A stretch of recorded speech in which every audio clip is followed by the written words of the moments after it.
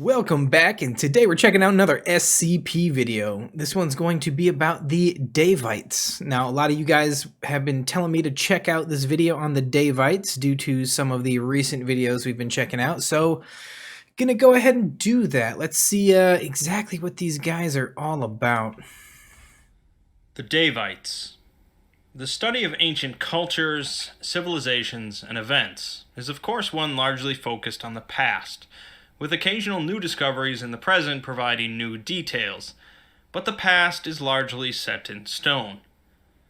The history of the Daevites, however, within the SCP universe, is one that has a very curious connection to time, existing in the past, of course, but ever creeping into the present.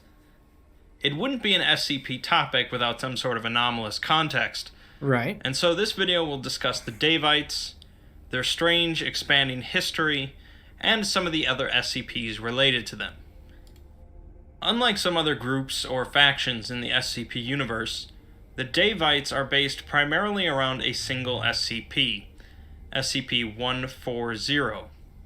Okay. SCP-140 is a book titled A Chronicle of the Devas, copyrighted sometime in the 1900s and written by an unknown author. Oddly, there are far more pages contained in the book than could actually be held by the binding, but that's just the beginning of its anomalous properties. Those who read the book feel paranoia, unease, and nausea, potentially due to the unsettling material held within, although some do claim to smell the odor of dried blood coming from the book. Regardless, readers feel compelled to continue reading the book, calling the text fascinating. Additionally, if SCP-140 comes into contact with any fluid, more text will be added to the book. And so, due to the fascinating compulsion that readers have, they will attempt to bring any fluid they can to the book to add to it, including their own blood. Okay, so we've got a book that seems to be a religious text for the Daevites, and for some reason it adds text to it when any liquid is introduced to it. Weird, but okay. The book itself is of course a chronicle of the Daevite civilization, which existed thousands of years ago, originating in what is now south-central Siberia. At times, the Daevites operated as a collection of city-states, and their civilization of course evolved and changed over time, but primarily they functioned underneath a theocratic aristocracy. The majority of the Daevites served under a ruling class known as the Devas, who routinely practiced cannibalism and magic rituals. Evidence suggests that the Devas unnaturally extended their lives, possibly because of these rituals, and that in fact they were different enough from modern humans to be considered a separate species. Okay, that's interesting. Different enough from modern humans to be considered a different species of human. Okay, I kind of hope they get into a little bit of their physiological differences if that's the case. The civilization as a whole believed in human sacrifice and blood rituals, and they were largely a militaristic society, conquering their enemies and building large urban centers on the backs of slave labor. All of that, not uncommon for a lot of ancient civilizations. Human sacrifice, a strong emphasis on your military or warrior class in your civilization, different rituals involving blood or sacrifice. It's pretty par for the course for ancient civilizations. It is believed that the Daevites were a matriarchal society, in which women generally possessed higher status than men. Okay. The book goes into great graphic detail about the different blood rituals, sacrifices, battles, conquests, and even the daily life of the Daevites. Archaeologists working for the SCP Foundation have discovered ruins and different artifacts from the Daevite civilization in locations such as Siberia, northern Iran, Mongolia, and China, signifying that this culture did actually exist. Seems to be a lot of action going on in the Siberian region of the world. We heard about, you got the Daevites here, who apparently resided there, as well as a lot of the Sarkic cults And the SCP-610, the Flesh That Hates, all that was located in Siberia. So it seems like Siberia seems to be the happening place for a lot of this Sarkic stuff, the Daevites, this kind of magical stuff. A lot going on in Siberia. The Daevites apparently created a number of anomalous artifacts and creatures, some of which have been found and contained by the Foundation, and the rest seemingly lost in time.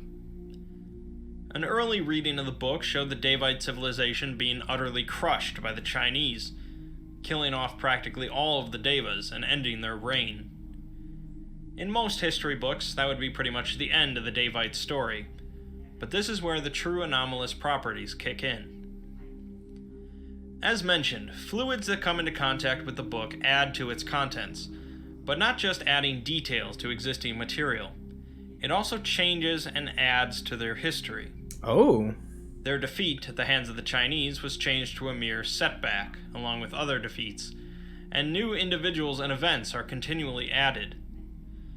By itself, this would be merely interesting, but the fact that Foundation archaeologists discovered new artifacts and materials that match this new history means the world's timeline is actually being rewritten along with it.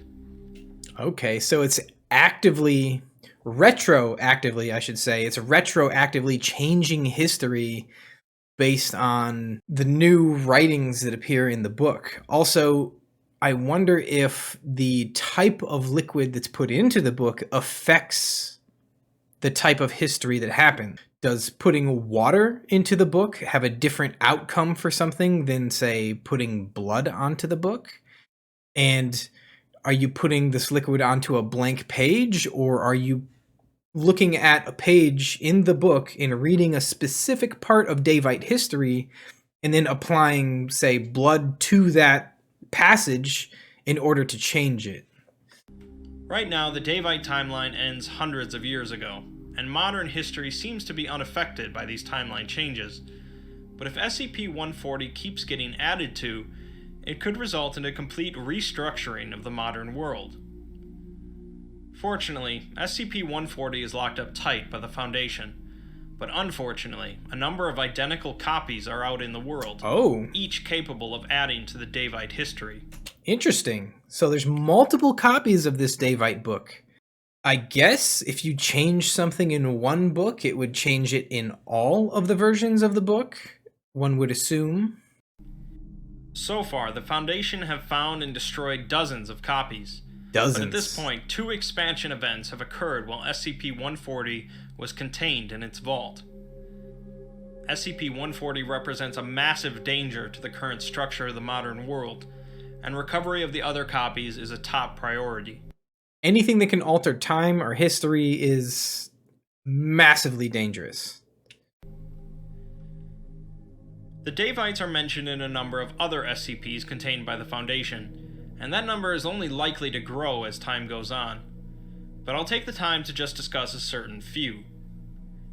There are several SCPs that refer to the Deva's rituals, specifically in connection with botany. Okay. SCP-392 is a plant species created by the Daevites in 800 BCE, resembling a peach tree, but instead of growing fruit, it grows human heads. These heads are all physically identical, believed to be the head of a male sex slave who served a Deva, but the heads lack eyelids and contain an SCP-392 seed in their skull cavity. These heads respond to certain physical stimuli, such as their eyes following a moving hand, and seem to respond more actively to females than males. When removed from the tree, either manually or when they fall off, they react more actively to females rather than males. For some reason, the only thing that came to my mind is like a woman walking through this orchard and just heads hanging on the trees, just catcalling. Hey, baby, looking good over there. Yeah, why don't you come over here? Just hundreds of voices catcalling the woman. That's what I picture in my head. The heads cease activity and begin to decompose, with the decomposing head serving as fertilizer for the seed, if possible. SCP-3140 are massive tree-like entities, believed to have been used for warfare by the Daevites around 11,000 BCE. Oh, wow. Daevites created their own Ents to attack people. That's pretty interesting. Ability to create or summon like a tree elemental. That's pretty powerful and useful, especially for war purposes. Although the leading theory is that they were originally created by SCP-1000, sometime prior to that, and simply modified by the Daevites. Okay. SCP-3140 stands about 12 meters tall, although it's possible ancient members of the species stood much taller, and seem to be formed from a mixture of the Tibetan cypress and the Japanese cherry, with wooden legs possessing full articulation. SCP-3140 is covered in a large number of glyphs, tattoos, and Daevite iconography, and also possess 3 large barrels attached to it, although it's believed that these barrels were a later modification, as they are not present on newly born members of the species. Anyone that places their left hand in a specific recess on SCP-3140 and speaks a command in Daevic can order the entity to follow certain directions. These commands include moving, stomping, stabbing with extendable bone spikes, and presumably firing some incendiary substance from the barrels, although the entity contained by the Foundation only billows smoke when given the fire command. So it seems like whether they created them or not, even if they didn't create them, they have found a way to control and weaponize and command these tree elementals, if you will. Would definitely, especially in ancient times, would definitely be an incredibly effective weapon, because not only is it a massive, strong unit, but then there's that fear factor. Going into battle and suddenly having to fight a living tree would be terrifying, especially if you didn't have anything like it. If you're coming at these Daevites with bows and arrows, and suddenly the tree gets up and crushes 8 guys with a single swipe of his arm, yeah, you're probably going to be running away pretty quickly. SCP-3399 is a species of trees activated by the blood of an individual that will grow leaves that display images resembling memories carried by the individual. Oh, wow. Seeds grown from these trees will begin to show images on their leaves of potential future events, usually partners whom the individual could conceive a child with. Future trees grown from the seeds will continue to show future events related to the potential offspring, and the trees grown will also reflect any genetic disorders carried by the individual that would be passed on to offspring. That's really interesting. A tree, if you use your blood on it, on the seed, it will grow into a tree, and the leaves of that tree will have images of your past and your memories, probably important events in your life, as well as future events or possible future events, including possible mates, spouses, offspring, as well as information on your own genetic makeup, so that you know if you or your offspring with this particular person will have any type of genetic defect. That is both useful for examining your past, making potential future decisions, as well as basically a magic checkup on your own physiology. So this is like an anomalous tree with several potential uses or purposes for it. I like that. I like this particular tree one. It's believed these trees were utilized by Daevite royalty to help craft the best bloodlines. Makes sense. There are also references that connect both the early ancestors of the Church of the Broken God and the Sarkic cults to the Daevite civilization. It's believed that Sarkicism originated from Daevite slaves that overthrew their rule, eventually going to war with the Daevites. The Sarkic cults originally crushed the Daevite civilization, but thanks to SCP-140, the Daevites bounced back once again. The Mechanites... Originally, I had thought that the Daevites were a maybe an offshoot of the Sarkic cults, but here it explains that it's a completely separate thing, separate from the Church of the Broken God, separate from the Sarkic cults. But it seems like the Daevites may have been the progenitors, the ones who came before the Sarkic cults, and the Sarkic cults probably learned their own, for lack of a better term, blood magic from the Daevites, because it seems like the Daevites were using variations on their own blood magic to work their tree golems and, you know, see the past and the future with the blood tree. So it seems like the Daevites may have been the ones to pioneer this blood magic, if you will, and the Sarkic cults, if it was the slaves that overthrew the Daevites or whatever, they had picked up on this blood magic and used it for themselves, or kind of tinkered with it and toyed with it and made like their own version of it. So that's interesting to see how they were involved with each other. Likely one of a large number of smaller cults amidst the Daevites, broke away from the Daevites and were at best temporary allies against the Sarkics, Okay. and most likely indifferent towards the Daevites. The Daevites seem to have clashed with a number of kingdoms and religious organizations, and as time keeps getting rewritten, so does the number of their conflicts grow. The Daevite civilization is one intertwined with blood rituals, human sacrifices, slavery, and the anomalous, but those concepts would be considered mostly standard fare for an ancient civilization in the SCP universe. SCP-140 is really the most perplexing element in their history, as it's believed by some that the Daevite civilization didn't even exist in our timeline until that book's publication. Oh, if that's the case, then the Daevites might be the product of someone's imagination. You know, we might be getting into a little bit of pataphysics here, where an entire race didn't exist until someone thought they existed, wrote it down in this book, which then made it a reality. That's interesting in and of itself.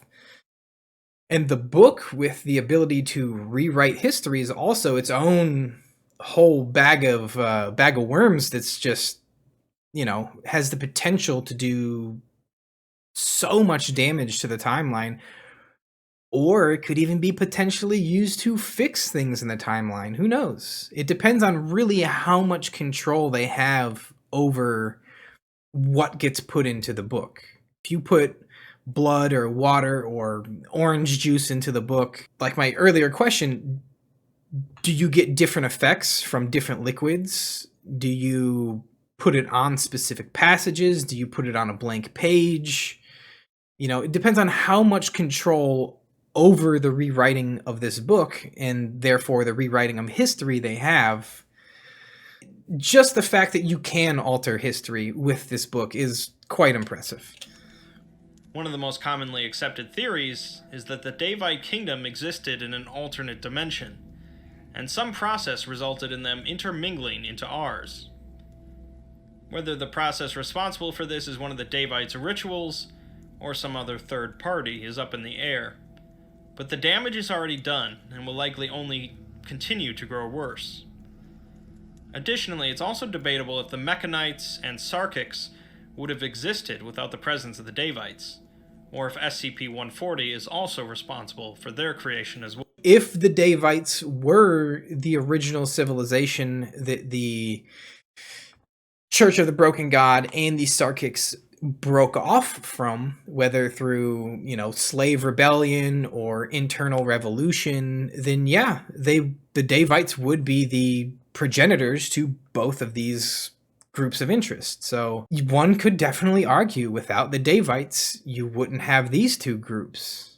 But again, like they're saying, if even the Daevites are simply a product of the author of this anomalous book, then that by extension would mean that these Sarkics and the church members are also simply products of the writings in this book.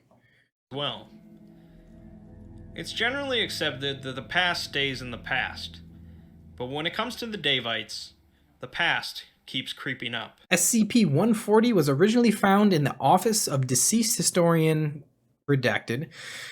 This previous owner was discovered in his office at Redacted University, having expired from self-inflicted lacerations on both wrists. Redacted's colleagues claimed during interviews they discovered a note in faded ink in Redacted's handwriting next to SCP-140. Redacted's notes read, "I have to know. I'm sorry." Self-inflicted lacerations, and he had the book, so you could reasonably assume that he was using his own blood to go through the book, maybe attempt to change some things.